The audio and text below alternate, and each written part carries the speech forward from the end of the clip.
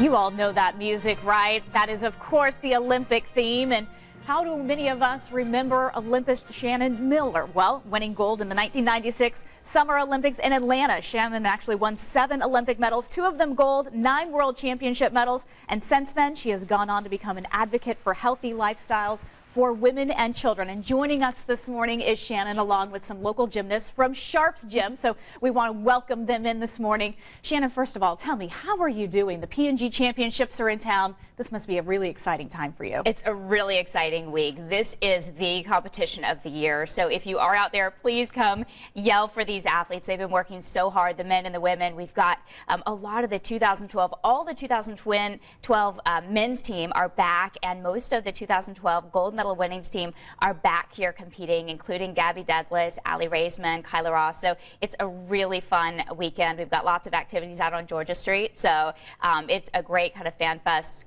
kind of with a beach, like a Rio flair, which is really fun. It's going to be a lot of fun in downtown Indianapolis. We've really transformed our downtown to welcome everybody. How have things changed since you've competed? Have you seen a difference in the athleticism or how everything works? Absolutely. I mean, there's so much more power and height, and I think that's what you get when you see a live competition. You see it in person versus on television, is you see the height and you hear the power, the springs on the board, and just these athletes, how incredible they are, the athleticism. I just think it rises every 4 years, and right now you just kind of don't know where it's going to top out. But with someone like Simone Biles, you think she could do anything. I love watching her compete. It's incredible. Now, you've always been healthy, but you've really become an advocate for healthy lifestyles. Tell me about that. I really have been.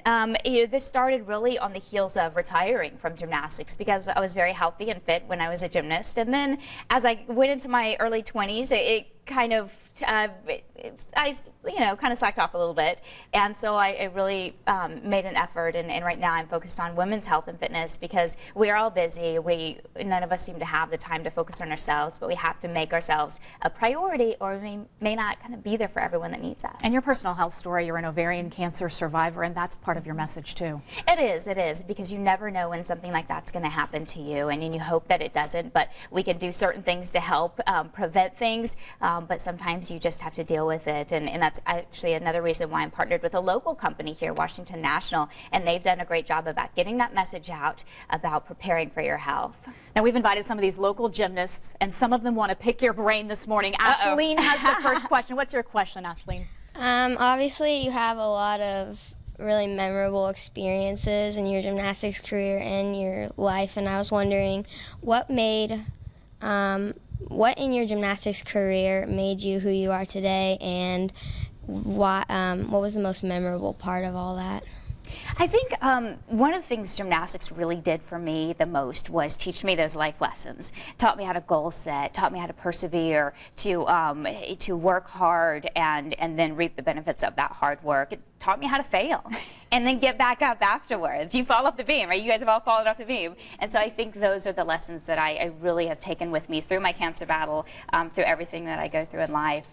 Some of my most memorable moments, of course, actually right here in Indianapolis, was my first World Championships in 1991. So I'm kind of reliving some of those moments being back here in Indy. Well, thank you so much for joining us this morning. We appreciate it. We also have Shay, Emma, Bella, and Diana, who got up extra early. They, of course, did that move for you earlier. You ladies want to end on that, you think? Sure. Okay. So Chuck and Julia, this is our quest to you. Could you do this? What do you think? Go ahead, ladies. We're going to send it back to Chuck and Julia on a backflip. All right. Love it. Oh, no, gosh. we couldn't do that. That's our answer. That is hard enough for me. Yeah. So. Yeah.